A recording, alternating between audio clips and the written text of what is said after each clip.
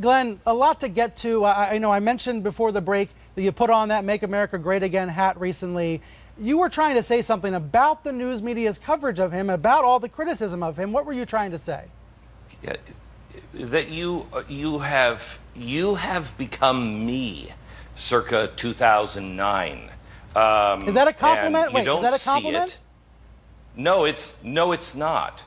And you don't see it. None of you are willing to listen to what you're doing, and you're dividing us even more. We've had two people threaten the lives of either a congressman's child or the president's child.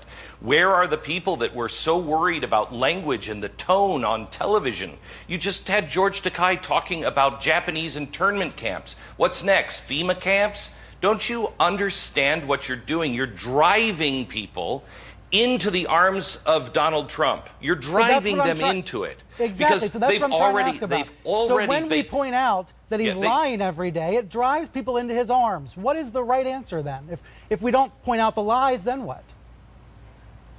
Well, first of all, you have to recognize the mistakes of the past. I can't take this border issue because I wasn't allowed into anybody's circle after my audience raised $3 million and we risked everything to go down to the border.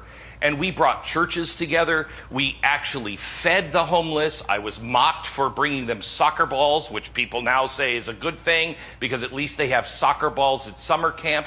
And on the other side, no one in the media would even listen.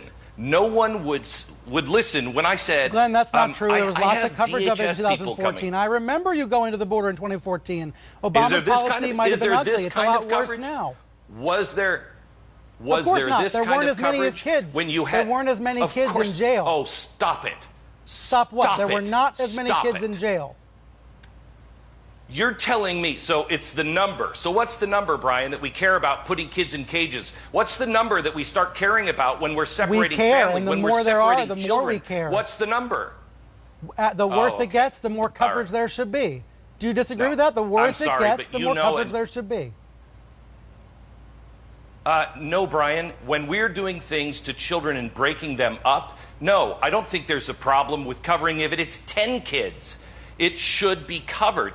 No one wanted to see it. And when there's thousands, by the way, that time there was a lot of coverage in 2014.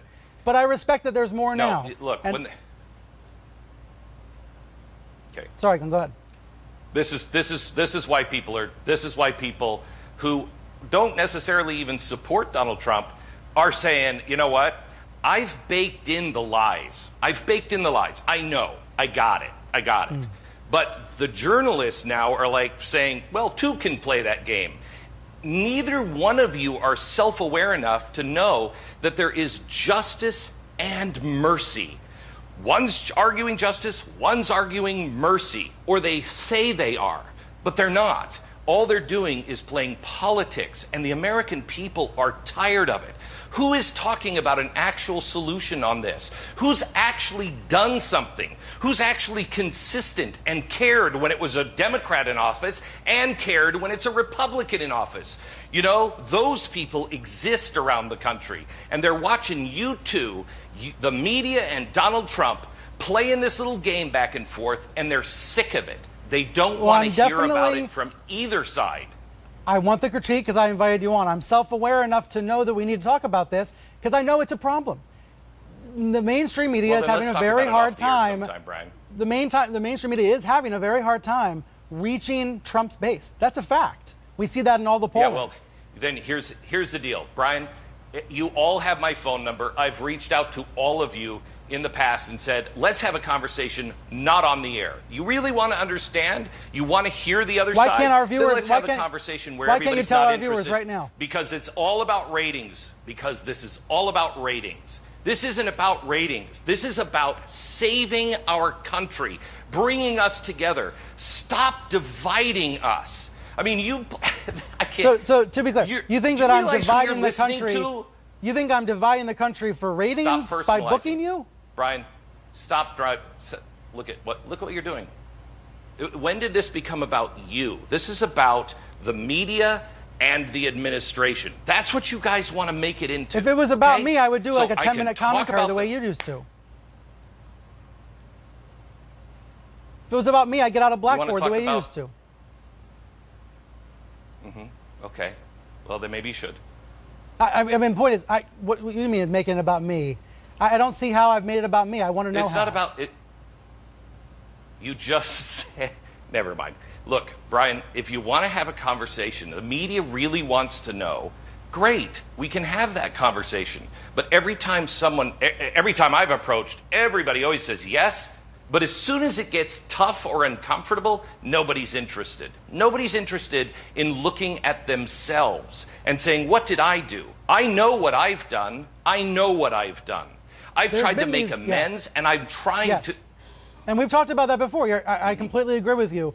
And we all do need to be more self-reflective. I do have to ask you, there's this new headline on the Daily Beast saying that your company's in trouble, that you were trying to find a buyer. Is this related to the point about people not talking to each other? That if you want to create that media company, there's not interest? What's going on with that? Wow. Brian, thanks a lot. I think that's the most ridiculous question I've ever heard.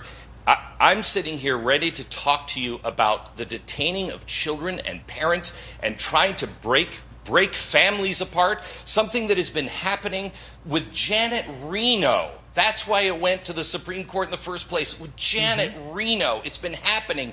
We want to stop it, and you want to play those games? Have a nice day. What game did I just play?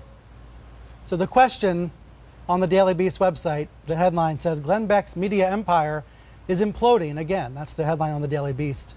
It is well known that Glenn has been trying to sell the Blaze.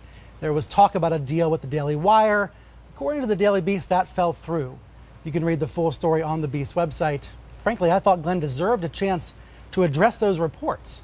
I hope he'll come back and talk about it.